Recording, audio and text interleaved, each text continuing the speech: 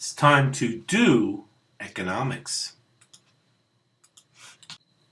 In this episode of Doing Economics, we are going to examine the relationship between inflation and unemployment in both the short run and the long run. So I want to start out today by just reminding you or reviewing the idea of what do we mean when we say the short run.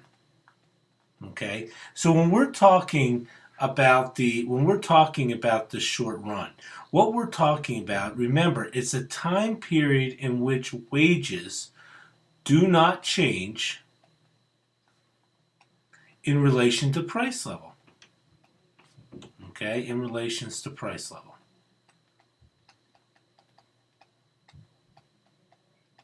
Now, there are two reasons why wages do not change when price level changes. Number one, people are unaware. It takes a while for people to realize that prices have gone up.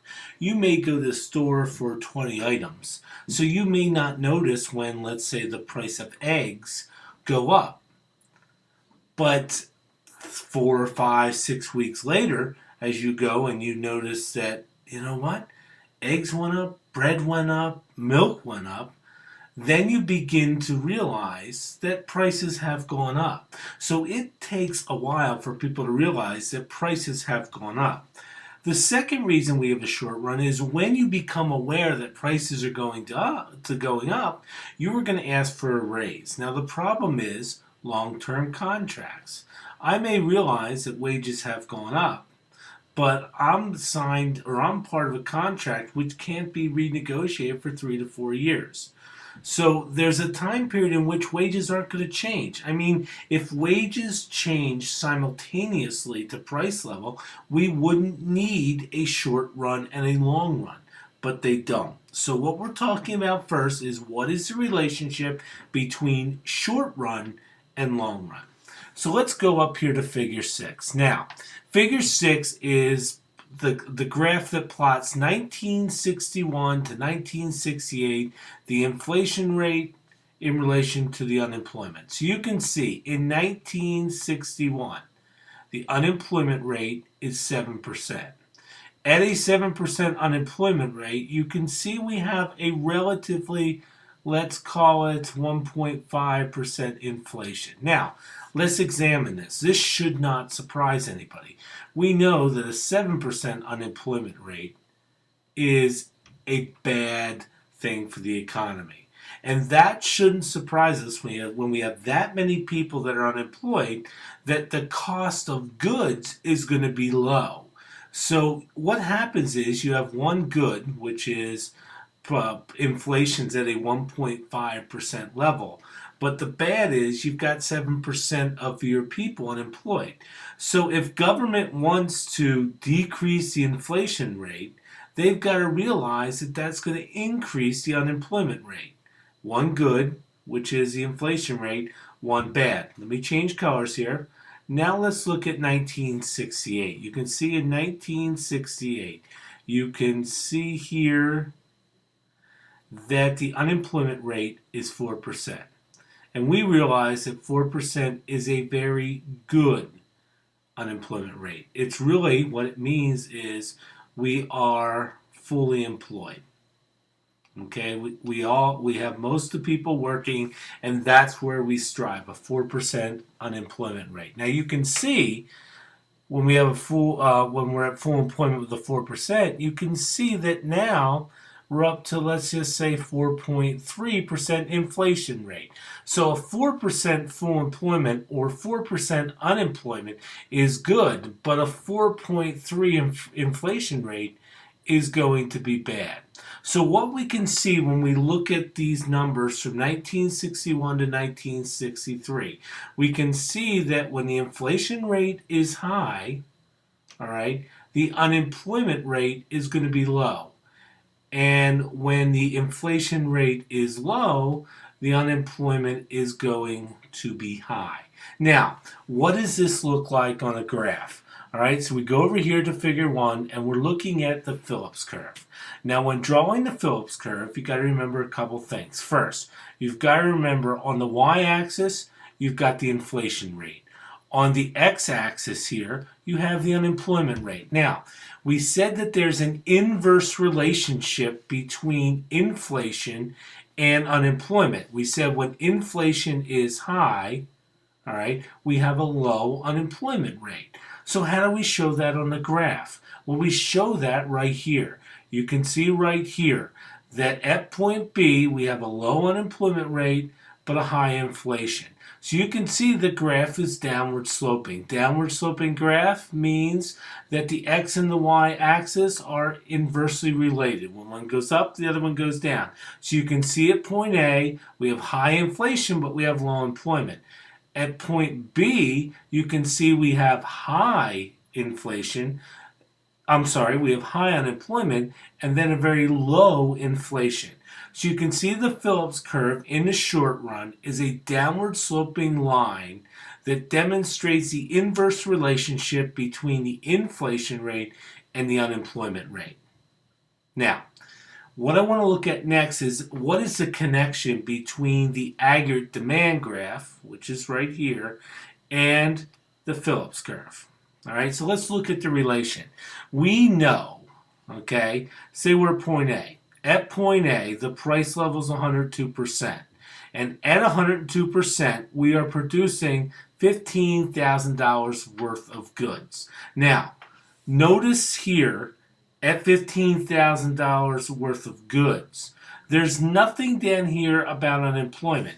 You can see on the Phillips curve, they're looking at their x-axis at unemployment. So you may be saying, well, wait, how do we look at, and what is the connection between the AD graph and the Phillips curve? How can there be a connection if there's no data on here about unemployment rate?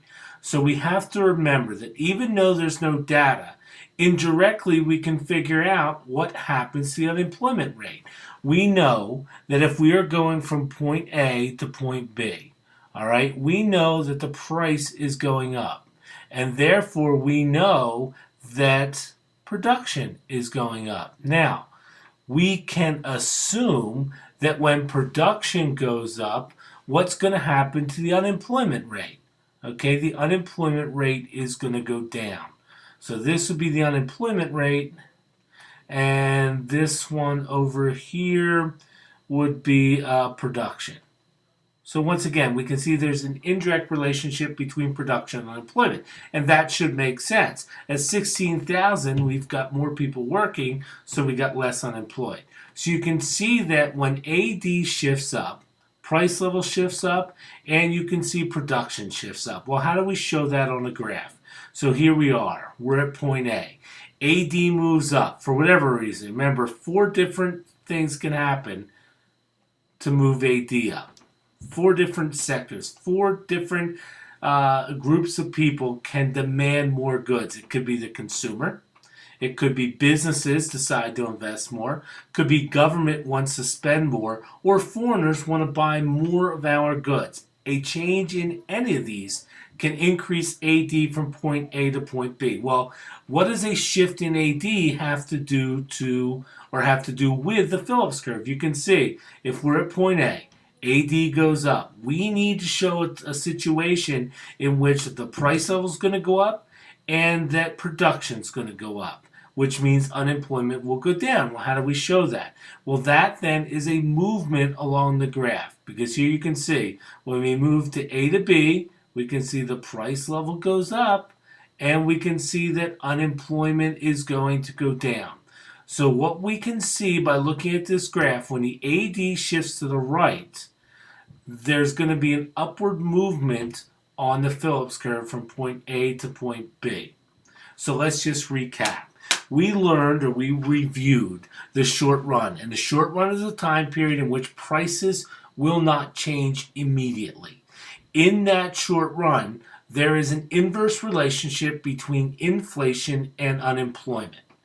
And that's important because what we learned from the Phillips curve is that the government can use this to make decisions.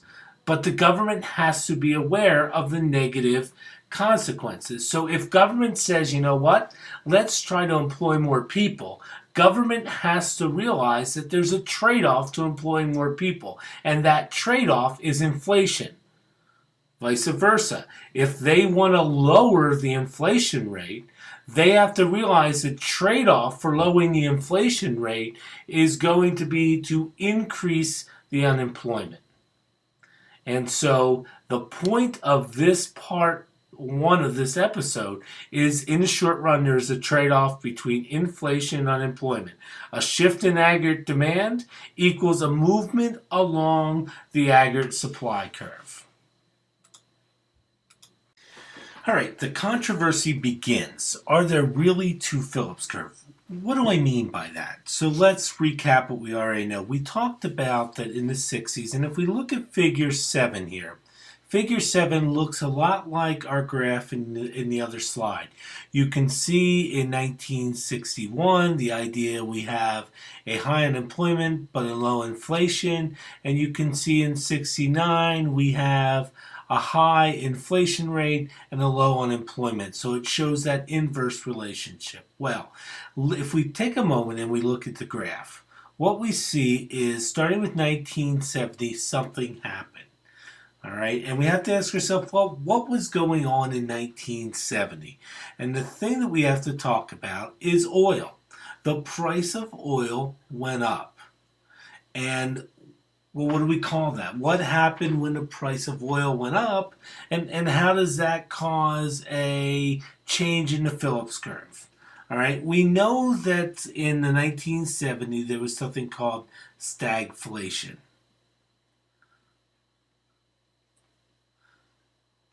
Okay, stagflation. Okay. We know stagnant means high unemployment, so there was a high unemployment rate. And inflation means inflation, high inflation rate.